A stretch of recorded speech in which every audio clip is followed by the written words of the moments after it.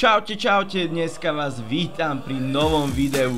Vedeli ste? Dneska sa pozrieme na pavúky. Vedeli ste, že pavúky môžu lietať? Nie, to nie je sci-fi film, ani to nie je trailer na nového Spidermana.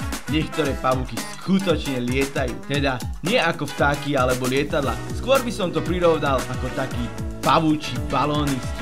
Tento úkaz nazývajú balónovanie. Pavúky si jednoducho vylezú na nejaký vysoký bod, napríklad na trávu, konár alebo kvet, zdvihnú svoje pavúčie zadky do vzduchu a vypustia extrémne tenké pavučinové vlákna. Keď zafúka správny vietor, pavučinka ich nadvihne a pavúk sa zrazu znáša ako malý parašutista. Totálny chill. Niektoré pavúky takto preletia desiatky až stovky kilometrov. Boli nájdené na miestach, kde sa k nim nemohli dostať po zemi, na plávajúcich ostrovoch, na lodiach, dokonca aj na Antarktíde. Predstav si, ideš si surfovať a zrazu ti na nose pristane pavúk. Taký mini dobrodruh s vlastným leteckým plánom. A prečo vlastne pavúky lietajú? Jednoducho používajú statickú elektrínu a čakajú na ideálny okamih. Vážne, pavúči meteorológovia. A keď sa vydajú na cestu, vyzerajú ako mix medzi Spidermanom a padáčkom